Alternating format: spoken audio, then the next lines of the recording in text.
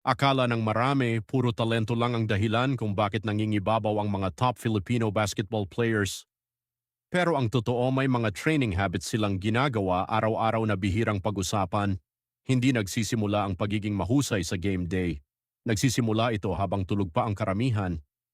Maraming elite players ang inuuna ang kondisyon ng katawan, maagang cardio, strength training, at tamang pagkain ang pundasyon ng kanilang laro.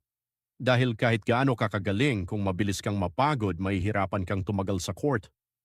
Pagkatapos nito, oras naman para sa skills. Hindi lang daan-daang shooting reps ang ginagawa nila. Inuulit nila ang parehong tira mula sa iba't ibang spot hanggang maging natural ang galaw.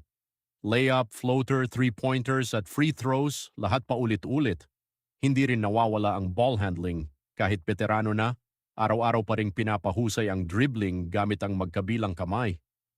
Ang layunin, kontrolin ang bola kahit matindi ang depensa. Isa pa sa sikreto ng mga pinakamahusay na manlalaro ay ang panonood ng game film. Pinag-aaralan nila ang sariling pagkakamali at ang galaw ng kanilang mga kalaban para mas handa sa susunod na laban. At higit sa lahat, disiplinado sila. Kahit walang camera, walang fans at walang palakpakan, tuloy pa rin ang ensayo.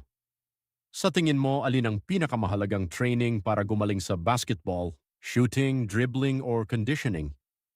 I-comment ang sagot mo at i-follow para sa mas marami pang basketball stories at training tips.